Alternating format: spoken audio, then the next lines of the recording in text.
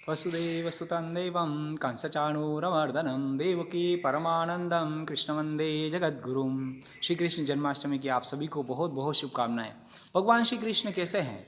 वसुदेवसुतं देवम, वसुदेव जी के जो पुत्र हैं वो देवकी परमानंदम, देवकी को परम आनंद देने वाले हैं। पुत्र वही सफल कहलाता है और पुत्र वही पुत्र कहलाता है, संतान वही संतान कहलाती है जिसकी जिंदगी से, जिसके पुरुषार्थ से उसके माता पिता प्रसन्न हो जाए, उनको अपने आप के ऊपर गौरव महसूस हो सके उनका माता पिता कहलवाने का। कंस चाणूर मर्दनम, कंस और चाणूर नाम भयानक राक्षसों को मारने वाले, उनका संहार करने वाले ऐसे भगवान कृष्ण जगत गुरु को मैं नमस्कार करता हूँ। भगवान श्री कृष्ण का जीवन बहुत विशाल है जहाँ से हम बहुत कुछ सीख सकते हैं। बहुत सारे भक्तों ने अपनी पूरी जिंदगी भगवान कृष्ण के जीवन पर न्योछावर कर दी है। बचपन में जब वो माखन चुरा करके ग्वालों को खिलाते हैं तो क्या हमें ऐसा लगता है कि क्या उनके घर पे माखन नहीं था जो वो कहीं चुराने के लिए जाते थे?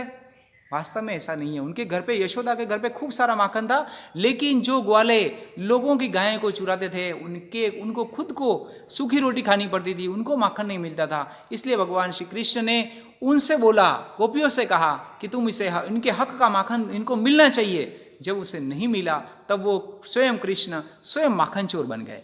उन ग्वालों के खातिर जो दूसरों की गायों के लिए दिन भर अपना समय लगाते थे और उसके बदले में सूखी रोटी खाते थे, उनको माखन की व्यवस्था, उनको उपलब्ध जो करवाया वह कृष्ण ने करवाया। उसी प्रकार वो गोपियाँ जो मथुरा को में ले जा करके माखन बेचती थी अपना, उन गोपियों को भी उन्होंने कहा कि तुम उन राक्षसों को जब माखन देती हो और वही राक्षस आकर के उन गोकुल के निवासियों पर अत्याचार करते हैं, ऐसे राक्षसों को माखन खिलाने से क्या फायदा? और उसी के कारण उन्होंने मटकी भी फोड़ी। तो इस तरह से उनकी जो जिंदगी है, उनका जो जीवन है, वो बहुत विशाल जीवन है। उनकी एक एक बात सीखने लायक है। अनेक लोगों ने उसके ऊपर कई सारे संशय भी खड़े कर दिए हैं। संशय को हमारे को देखने की जरूरत नहीं है। उनके जीवन से जितनी सीख मिलती है उसमें से एक सीख भी अगर हम लें तो हमारा जीवन सार्थक हो जाएगा। उसी प्रकार उन्होंने इंद्र पूजा बंद करके गायों की पूजा शुरू करवाई, गोवर्धन पूजा शुरू करवाई। यह भी अपने आप में अलौकिक क्रांति का प्रतीक है। साथ ही गुरु दक्षिणा के रूप में सांदीपन मुनि का जो पुत्र है उसे वापस, जो पंचजन्य नामक एक राक्षस लेकर के चला गया था, उस राक्षस से उनका पुत्र ला करके वापस गुरु को सौंप देते हैं, अपने सांदीपन ऋषि को गुरु दक्षिणा के रूप में। यह भी अपने आप में एक बहुत अनोखी गुरु दक्षिणा है जो उन्होंने, भगवान श्री कृष्ण ने उन्हें दी है।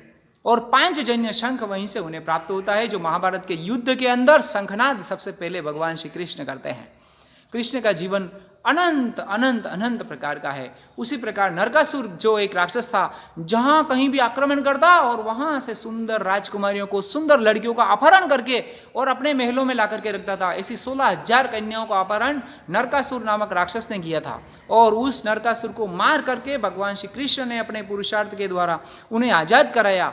और जब वह महिलाएं, जो स्त्रियां, जो लड़कियां अपने घर पर गई तो घर वाले बहुत ज़्यादा आदर्शवादी होने के कारण उन्हें अपना नहीं सके और उन्हें वापस अब जाए कहाँ? तो भगवान कृष्ण के पास गई कि आपने हमें आज़ाद कराया क्यों? ऐसा तो नरकासुर की जेल में हम पड़े रहते, आज समाज हमारे को अपनाने के लिए तैयार नहीं है, तो अब हम कहाँ जाएं? माता पिता हमें अपनाने के लिए तैयार नहीं है, हमारी समाज से पहचान मिट रही है। भगवान कृष्ण ने कहा निराश होने की जरूरत नहीं है। कोई भी पूछे तो 16,000 जो कन्याएं हैं उन सभी को कहना कि हमारा पति कौन है? हमारा पति श्री कृष्ण है। इस प्रकार उनकी 16,000 रानियां बनी। हमें लगता है कि कृष्ण कैसे होंगे जिन्होंने 16,000 शादियां की, और वैसे भी 16,000 शादियां कौन इस प्रकार कर सकता है? लेकिन समाज के अंदर महिलाओं को पहचान दिलाने के लिए एक इस तरह की क्रांति उन्होंने खड़ी की। राक्षसों का उन्होंने नाश किया। अनेक सारे राक्षस जब नहीं समझते हैं कई बातों से तो उनके संहार करने के लिए भगवान श्री कृष्ण को आना पड़ा। महाभारत के अंदर भी कहा गया है, यदा यदा हि धर्मस्य ग्लानिर्भवति भारत अभ्युत्थानम् अधर्मस्य तदात्मानं सृजाम्यहम्। युग युग पर जब अधर्म बढ़ जाता है तब कोई न कोई अवतार आकर के उस जो अधर्म है उसका नाश करता है और सज्जनों को प्रसन्नता देता है। सज्जनों के जो परेशानियां हैं, विपदाएं हैं, उनका हरण कर लेता है। तो इसी प्रकार भगवान श्री कृष्ण का अवतार भी इसी सब कारणों के लिए हुआ है। अनेक भक्तों ने अपना जीवन इसके ऊपर न्यौछावर कर दिया है। भगवान श्री कृष्ण को अच्छा लगे ऐसा जीवन हमारा बनना चाहिए। हमारे माता पिता को हमारा जिंदगी अच्छी लगे, हमारे जीवन उस प्रकार का जीवन हमें जीना चाहिए। भगवान श्री कृष्ण जो गीता का श्लोक कहा है और वो है यत्र योगेश्वर कृष्णो यत्र प्रार्थो धनुर्धर तत्र श्रीर्विजयोर्भूत्वा ध्रुवा नीतिर्मतिर्मम। जहाँ योगेश्वर कृष्ण है वहीं पर जीत है, जहाँ उनके विचार है, जहाँ पर उनके विचारधारा पर चलने वाले लोग हैं वहीं पर उनकी श्री है, लक्ष्मी है, शोभा है और विजय है। कृष्णं वंदे जगद्गुरुम्।